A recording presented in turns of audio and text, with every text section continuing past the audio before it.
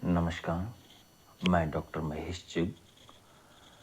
आज लाया हूँ कक्षा 9 क्षितिज पुस्तक पद्य भाग का पाठ 7 कबीर। साखियाँ और शब्द की व्याख्या। पहली व्याख्या साखी की। मान सरोवर सुभर जल, हंसा केली कराही, मुक्ता फल मुक्ता चुगे, अब उड़ी अनंत न जाही। सर्वप्रथम प्रसंग लिखा जाता है जिसके तहत हम यह बताते हैं कि प्रस्तुत साखी कक्षा 9 की पाठ्य पुस्तक क्षितिज भाग 1 के काव्य खंड के पाठ 7 कबीरदास जी से ली गई है। प्रस्तुत साखी में कबीरदास जी बता रहे हैं कि ईश्वर प्रेम में लीन भक्त ईश्वरीय भक्ति को छोड़कर सांसारिक मोह माया के बंधन में नहीं बंधना चाहता। वे कहते हैं कि जिस प्रकार जल से भरे मान सरोवर को तजकर हंस कहीं नहीं जाते, उसी प्रकार संतजन भी ईश्वरीय प्रेम के आनंद में लीन रहकर मोक्ष रूपी मोतियों का सेवन करते हैं। उन्हें कहीं अन्यत्र जाने की इच्छा नहीं रहती। आशय यह है कि ईश्वर प्रेम से परिपूर्ण मन वाले साधकों को आत्मलीन होकर मुक्ति का परम सुख प्राप्त होता है। इस परमानंद को पाकर उन्हें सांसारिक सुखों की इच्छा नहीं रह जाती। व्याख्या में विशेष लिखना आवश्यक होता है। अतः साखी प्रतीकात्मक है। यहाँ मानसरोवर निर्मल या कहें कि पवित्र हृदय का, हंस आत्मा का और मुक्ता फल मोक्ष का प्रतीक है। केली कराही व मुक्ता फल मुक्ता में अनुप्रास अलंकार है। प्रेमी ढूंढत मैं फिरो, प्रेमी मिले न कोई, प्रेमी को प्रेमी मिले, सब विष अमृत होई। प्रस्तुत साखी में कबीरदास जी बता रहे हैं कि सच्चे ईश्वरीय भक्तों के आपस में मिलने से अर्थात सत्य संगति करने से सारे दुर्गुण नष्ट हो जाते हैं और हृदय पवित्र हो जाता है। वे कहते हैं कि जब मैं सच्चे प्रभु प्रेमी को खोजने निकला तो बहुत प्रयत्न करने पर भी वह नहीं मिला। जब सच्चे प्रभु प्रेमी को सच्चा प्रभु प्रेमी मिल जाएगा तो सारे विकार दूर हो जाएंगे।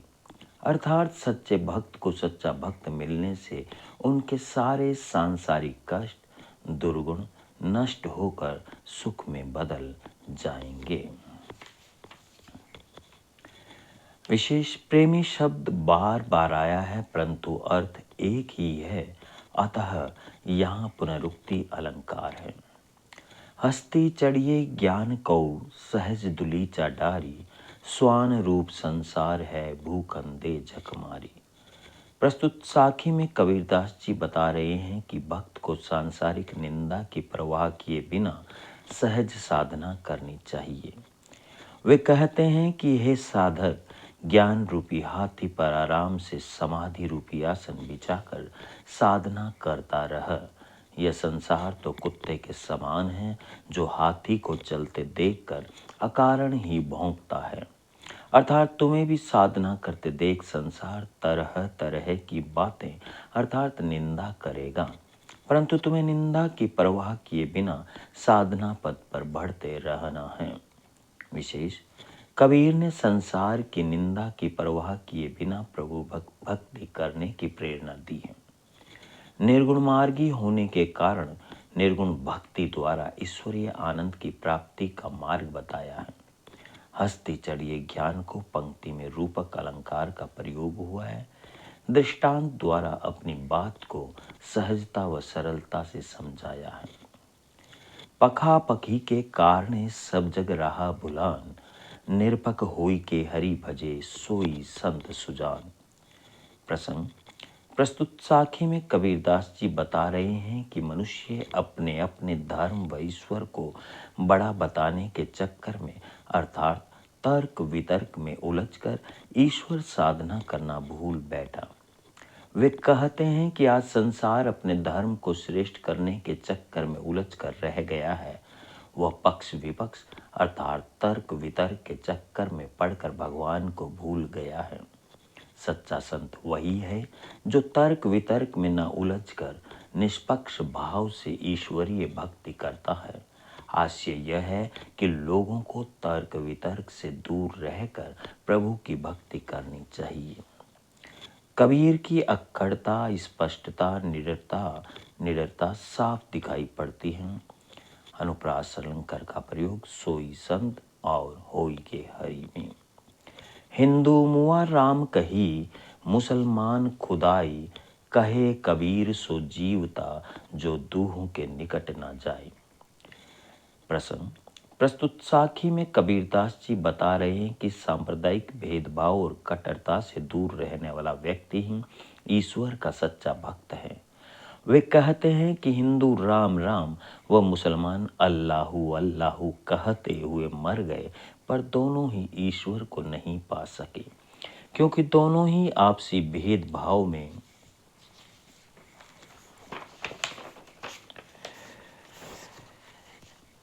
पढ़कर कटर हो गए।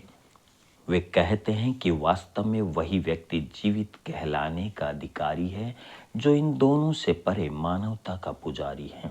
विशेष कबीर जी ने हिंदू मुसलमान दोनों को समान भाव से फटकारा है। काबा फिरी काशी भया भया, रामई भया रहीम, मोटा चून मैदा भया, बैठे कबीरा जीम। प्रस्तुत साखी में कबीरदास जी बता रहे हैं कि जब मनुष्य के हृदय से अज्ञान हट जाता है और ज्ञान आ जाता है तो उसके लिए सब समान है। वे कहते हैं कि जब मैं धार्मिक मतभेद से ऊपर उठकर निष्पक्ष हो गया तो मेरे लिए मुसलमानों का पवित्र तीर्थ स्थल काबा काशी के समान और राम का नाम रहीम के समान हो गया। वे कहते हैं कि जिसे मैं मोटा आटा समझकर अखाद्य समझ रहा था वही अब मेरे लिए बारीक मैदा हो गया है और अब मैं आराम से बैठकर उसे खा रहा हूँ।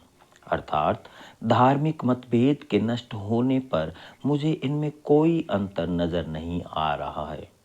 कबीर ने बताया है कि राम रहीम एक ही है। ज्ञान प्राप्त होने से दोनों का अंतर दूर हो जाता है। ऊंचे कुल का जन्मिया, जो करनी ऊंची न होए, सुवर्ण कलश सुरा भरा, साधु निंदा सोई। प्रस्तुत साखी में कबीरदास जी बता रहे हैं कि व्यक्ति जन्म से नहीं कर्म से श्रेष्ठ होता है। वे कहते हैं कि श्रेष्ठ कुल में जन्म लेने से कोई श्रेष्ठ नहीं होता। यदि उसके कर्म निकृष्ट हैं तो वह निकृष्ट ही कहलाएगा। जैसे स्वर्ण कलश में यदि सुरा भरी होगी तो साधु या सज्जन तो उसकी निंदा ही करेगा। उसी प्रकार यदि कोई श्रेष्ठ कुल में जन्मा है परंतु उसके कर्म बुरे हैं तो वह बुरा ही कहलाएगा। कुल श्रेष्ठ होने से व्यक्ति श्रेष्ठ नहीं हो जाता। आशय यह है कि व्यक्ति कुल से नहीं कर्म से श्रेष्ठ होता है। विशेष कबीर मनुष्य की श्रेष्ठता उसके कुलों से नहीं कर्मों से मानते हैं। शब्द जिन्हें हम पद भी कह सकते हैं।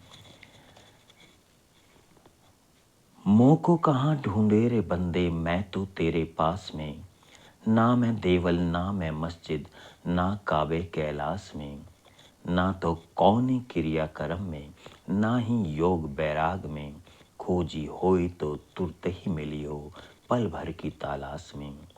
कहे कबीर सुनो भई साधो, सब श्वासों की श्वास में। प्रसंग प्रस्तुत पद हमारी पाठ्य पुस्तक क्षितिज भाग 1 के पद्य खंड के पाठ 9 से लिया गया है। प्रस्तुत पद में कबीरदास जी बता रहे हैं कि ईश्वर बाहर नहीं मनुष्य के भीतर ही है। वे कहते हैं कि मनुष्य ईश्वर को प्राप्त करने के लिए मंदिर, मस्जिद, काबा, कैलाश आदि स्थानों पर जा रहा है। कोई तरह तरह की क्रियाएं कर रहा है तो कोई योग साधना कर रहा है या वैराग्य धारण कर रहा है। जबकि ईश्वर इन तरीकों से प्राप्त नहीं होता, क्योंकि वह तो घट घट का वासी है, अर्थात श्वास श्वास में समाया हुआ है। जो इस बात को जान जाता है ईश्वर भीतर ही है, वह पल भर में उसे प्राप्त कर लेता है। विशेष ईश्वर प्राप्ति का सहज मार्ग बताया है। संतो भाई आई ज्ञान की आंधी रे, भ्रम की टाटी सबे उड़ानी, माया रहे न बांधी। हित चित की द्वे धूनि गिरानी, मोह बलिंडा टूटा। तृष्णा छानी परिघर ऊपरी, कुबुद्धि का भांडा फूटा। जोग जुक्ति करी सात संतो बांधी, निर्चु चुए ना पानी। कूड़ कपट काया का निक्स्या, हरि की गति जब जानी। आंधी पीछे जो जल बूठा, प्रेम हरिजन भीना। कहे कबीर भान के प्रकटे, उदित भया तम कीना। प्रस्तुत पद में कबीरदास जी बता रहे हैं कि आत्मज्ञान प्राप्त करने के बाद मनुष्य का सारा भ्रम दूर हो जाता है और वह निष्कपट होकर प्रभु प्रेम में भीग जाता है।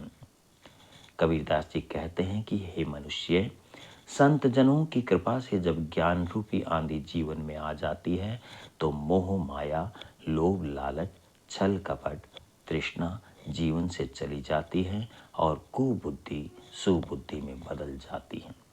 फिर व्यक्ति को ईश्वरीय प्रेम का सच्चा अनुभव प्राप्त होता है। पद के अंत में कबीरदास जी कहते हैं कि जिस प्रकार सूर्य के उदय होने पर अंधकार मिट जाता है, उसी प्रकार हृदय में ज्ञान रूपी प्रकाश होने पर अज्ञान रूपी अंधकार दूर हो जाता है। विशेष की बात करें, रूपक अलंकारों का प्रयोग है ज्ञान रूपी आंधी, ब्रह्म रूपी टाटी, हित चित्त रूपी थंबे, मोह रूपी बलिंडा बल्ली या बल्ली, तृष्णा रूपी छप्पर, कुबुद्धि रूपी बर्तन, योग रूपी उपाय। आज इतना ही, फिर मिलेंगे। नमस्कार।